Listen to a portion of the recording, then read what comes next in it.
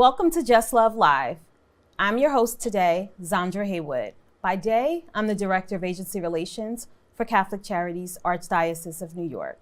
And by trade, I'm an attorney and a social worker. For our viewers, Catholic Charities is a federation of 90 or so human service organizations across 10 New York counties, and I support the work that they do daily. Thank you for tuning into our monthly show, where we will discuss major issues facing everyday New Yorkers, from housing and food insecurity to eviction prevention and workforce development. We will also look at how Catholic Charities of New York and the greater human service community is responding to these needs and providing help to the most vulnerable amongst us. In May, we celebrate the mothers in our lives, maternal health, and bringing awareness to the benefits of counseling and therapy.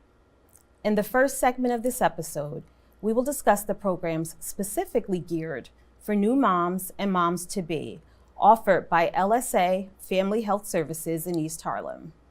LSA Family Health Services is one of our over 90 member agencies of Catholic Charities.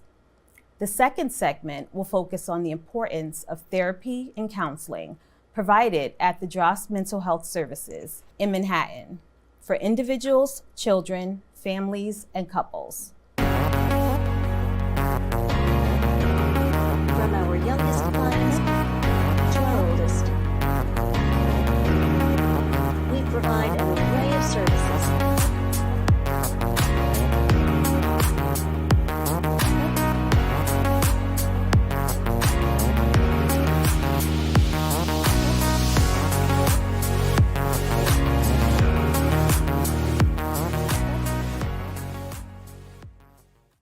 For 65 years, LSA Family Health Services has been an essential community resource serving East Harlem residents with complex health and social issues, particularly during times of crisis.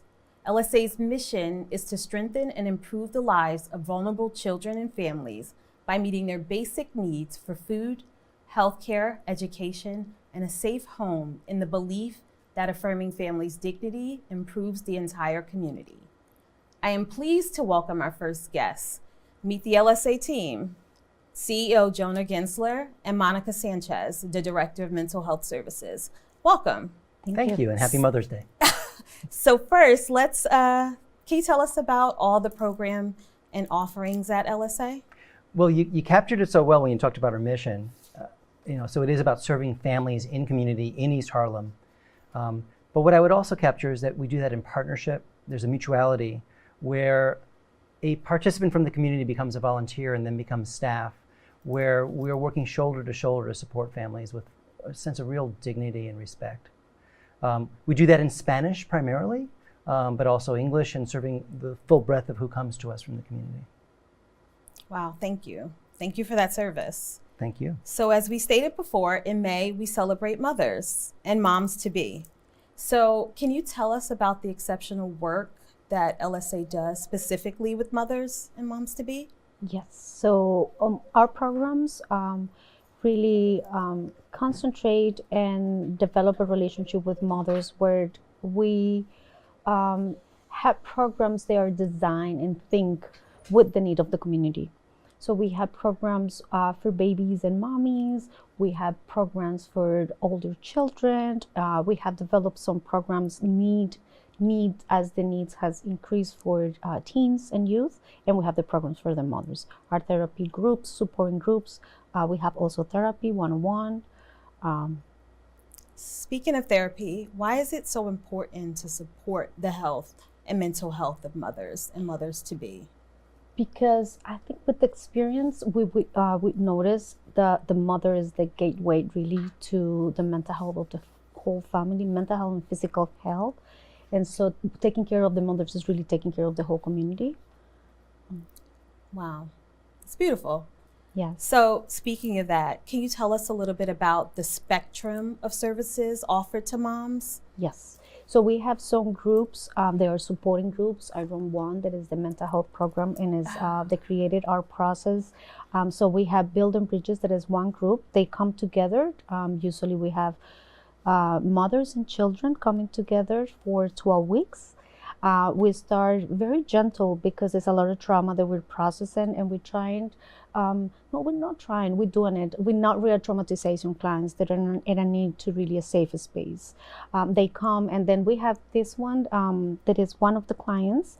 She becoming working at LSA. It start with working one-on-one with me for a year. And after that, she participated in the group that it was very important for 14 months. She became a leader in the group and in the program. Wow. And she shared her story, and through the dolls, clients share sometimes really amazing stories. And the idea is to use the materials and to use the metaphor to really support healing. And so when a mom has a baby, one of the things that are more important and essential is healing the inner child. So that's the work that we're doing. So we do it through doll making. I ask them to give them a little message to the inner child. It can be a prayer, it can be a mantra, it can be a dedication. And then they actually dress. The idea is that they get inspired with colors, and the stories are really amazing. At the end, we ask them to give a name and a story. So Elba, for example, wrote, when I was little, I was not able to have a doll. I was extremely poor. And now that I'm in this country, I have a doll that I made myself, and her name is Esperanza, Hope. Wow. So really the stories are so profound. And they have a companion. Dolls are very powerful as a symbolism. And what impresses me is that when the traumas that these women have experienced are serious. Domestic violence, the trauma of poverty, the challenges of migration, the loss of a child. And those are dark experiences, but we don't stay there. At their pace, we work with them to a point where you can celebrate that journey of mental health, of wellness. So this last Friday, we had this beautiful event celebrating mothers, building bridges, where music and celebration came together. And so to be able to celebrate mental health in community is the most empowering thing I can think of. So speaking of hope, how can mothers access your services? So they can go on to littlesistersfamily.org. Mm-hmm. They can come to 115th Street off of First, where they're going to find a center and folks just like them that are ready to support them. And we take people where they're at. So they may be right at the point where they're about to have their baby. They may have an older child. Right. And there's going to be a program for them to support them. So this celebration, can you tell me a little bit more about it? And was this a part of the celebration? Well, every day is Mother's Day for us. Yeah. So we had that celebration on Friday, and then just yesterday we had a brunch for mothers. We're always doing this. This would be when we celebrate baby showers. So we have collective baby showers where moms come together. And because of our incredible donor community, by the way, you're one of them. Oh. Catholic Charities was so generous with us. That's and amazing. we piece that together so that families can be whole. And this is one manifestation of that.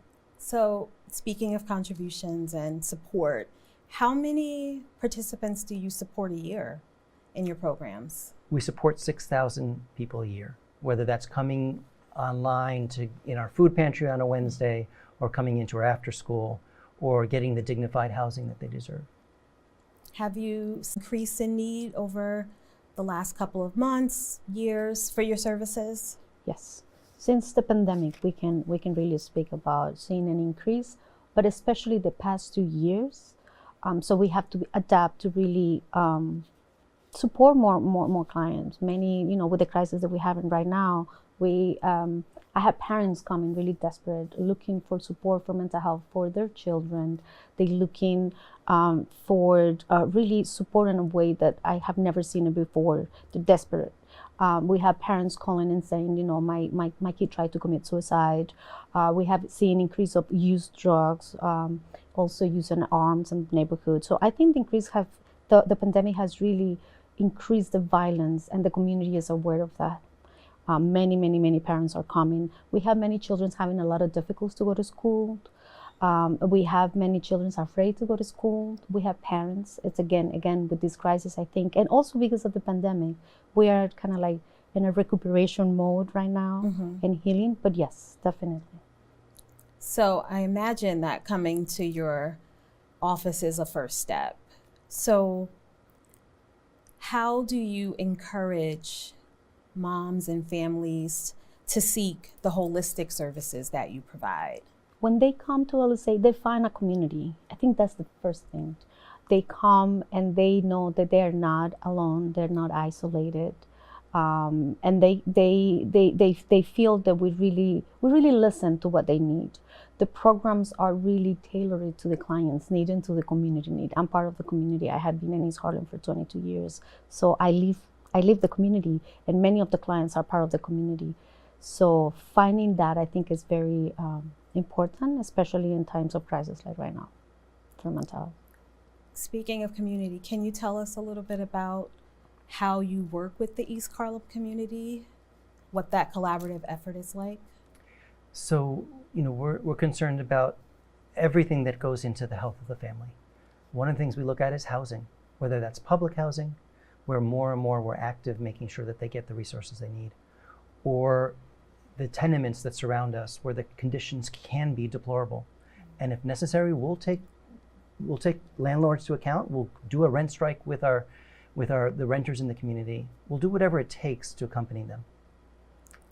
Do you have? Oh, sorry. No. Oh no, I'm sorry. I just wanted to say something, compliment about that is that yes, our clients come looking for, I don't know, food, but then our case managers are able to engage them and then finding out really what is more the need, if it's more profound, if it's more, and then we really take it on. And we have to go to the ER with the client, we will go. If we have to go to the lawyer, we will go with the client. So we accompany clients to go and to really support them. And sometimes it's just being there with them. And the key is, yes, there is high need and there's vulnerability, but they have power. And at every step of the road, we make sure they see their power and they can exercise that. It's incredibly important for their sustenance. Wow. That's powerful. So I'm sure that every day you work to empower your clients, as you just said, and encourage them to foster these healthy relationships with their families, with their communities, and seek the services that they need, right? How do you work with some of your community partners in doing that? So, with humility and recognizing that you cannot do everything. Yeah. And it's the same lesson that we support our families with, right? That they need to reach out, we do the same thing. And so you create this web of support for families. Because families should not have to deal with a line here and a line there, and again, I've got to give my data. And so really making sure that we have the strong partners to get that child into the program that they need to be in, to get that family on the pathway, to get them that lawyer. So some of the folks are coming to us. There's medical vans outside of our office almost every day. There are volunteers coming in. There's lawyers coming in from other places, such as our councilwoman who provides that. That's what makes us stronger. Thank you so much for being here with us. It was such an informative segment. Appreciate it. Thank you. Don't go away. We will be right back.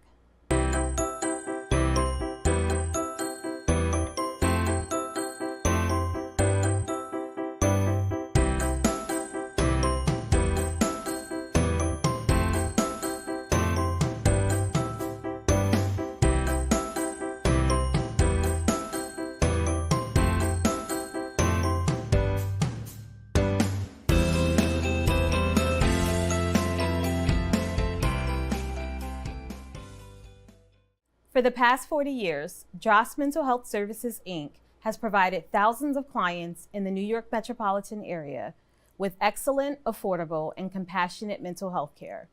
While its roots have a Catholic base, its therapy services are not religiously based. People from all backgrounds, religions, and identities are welcomed, particularly those who identify as LGBTQ+ and the Black, Indigenous, people of color communities, who continue to face discrimination and disenfranchisement daily. For those 10 years, Sarah Strole has worked with children, families, and adults in New York. She is certified in trauma-focused cognitive behavioral therapy and an expert in trauma-related care. She is a special victim social worker and an advocate, and has also worked with unaccompanied minors. Sarah has presented nationally and internationally on mental health care and is an adjunct at Columbia University's School of Social Work. Please welcome Sarah Strole, Executive Director of Droste Mental Health Services. Welcome. Thank you for having me. You're welcome. So let's dive right in. Why is therapy important? So therapy is something that's often seen as a luxury. It's often overlooked in favor of going to the doctor or more basic medical care.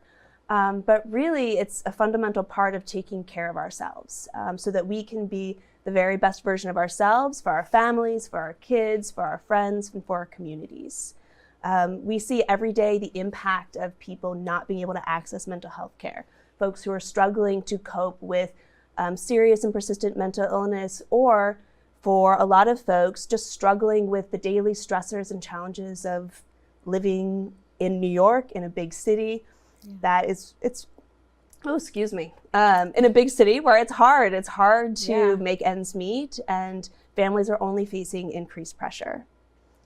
So at Droste, our idea is we want to make therapy not a luxury. We want to make it accessible and affordable to everyone, so that folks really can get that support. They can get an outside perspective to help brainstorm different strategies for dealing with those stressors or coping with life transitions or life changes, or for those with more severe and persistent mental illness, connections to psychiatrists for psychotropic medications that may be necessary, and strategies for how to overcome some of the intrusive thoughts that many folks with mental illness struggle with on a daily basis.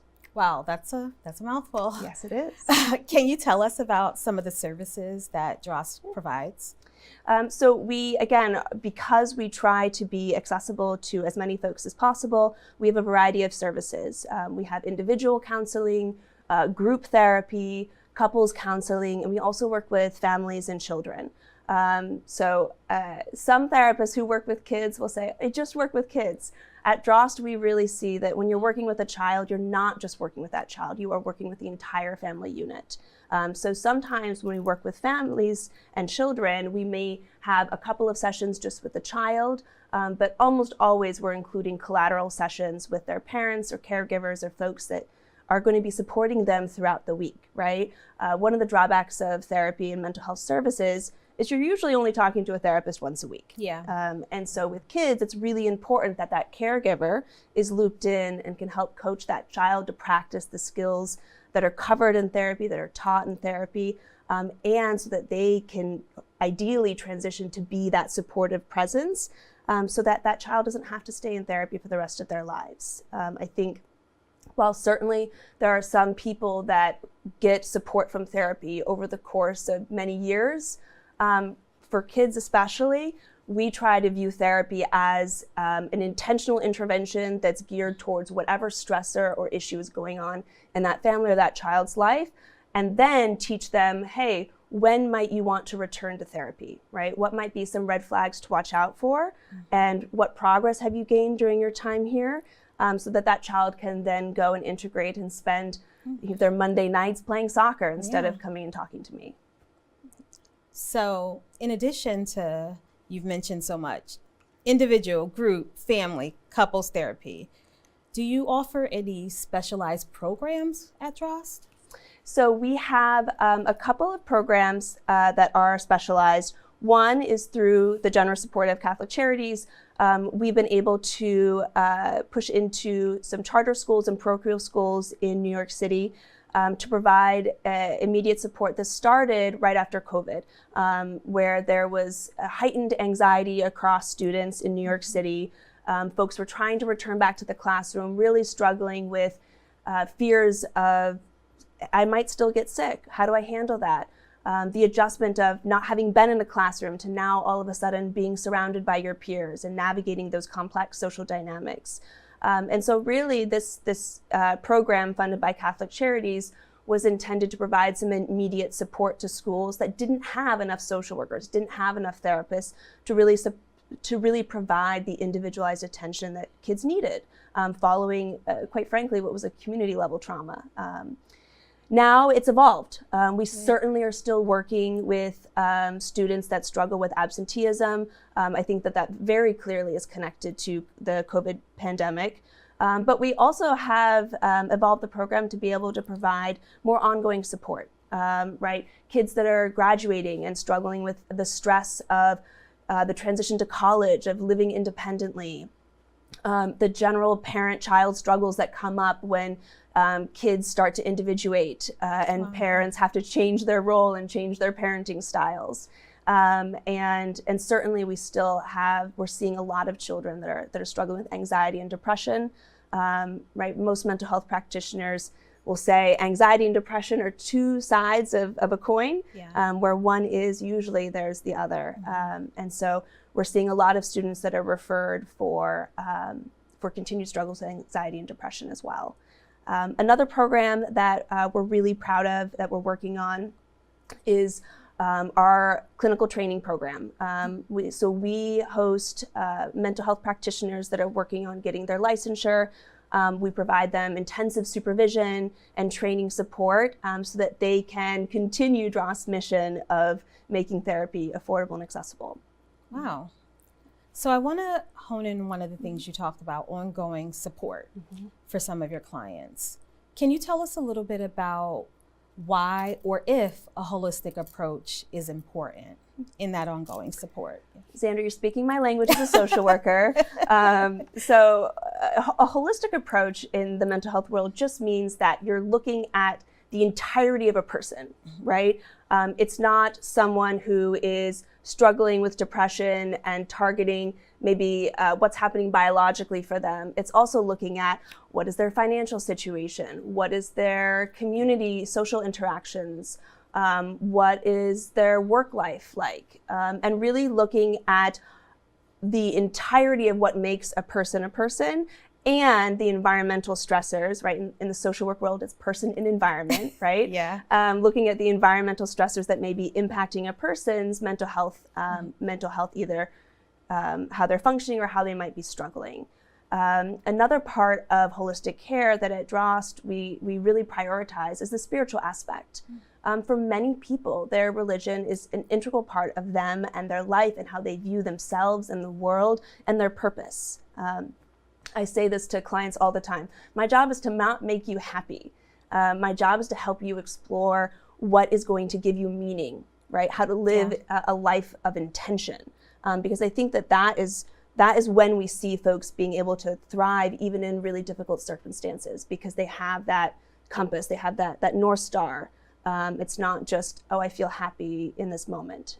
We teach our clients that emotions are like waves. They come in and they come out. Some of them are small, some of them are big, but they're not permanent. And that's both a good thing and sometimes a scary thing. So you mentioned community being a part of holistic care.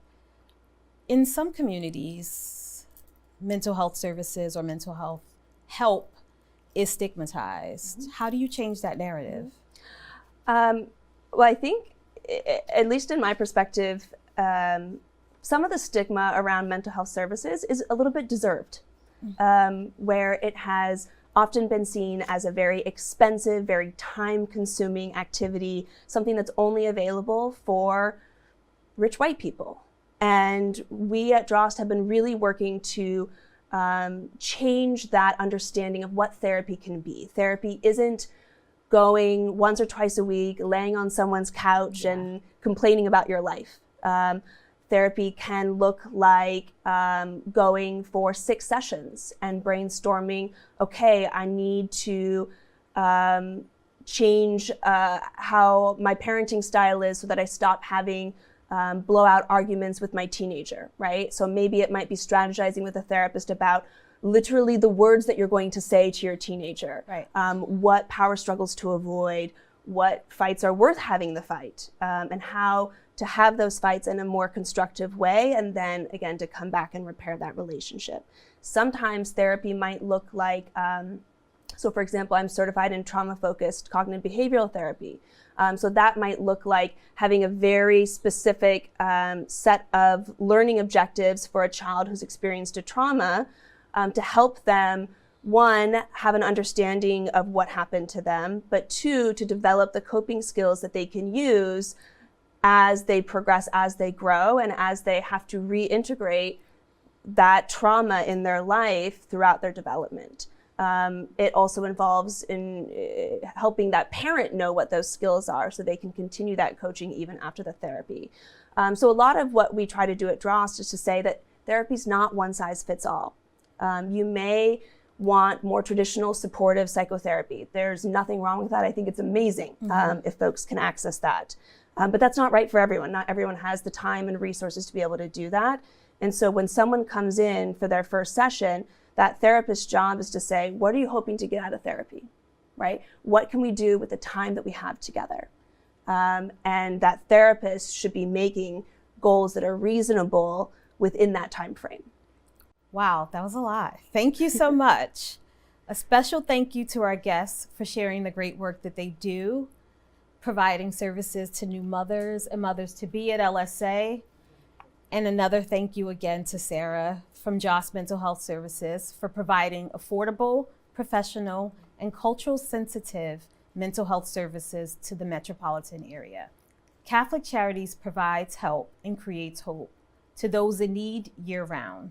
Please consider getting involved by volunteering, donating, or contacting us if you need help. Thank you so much for watching.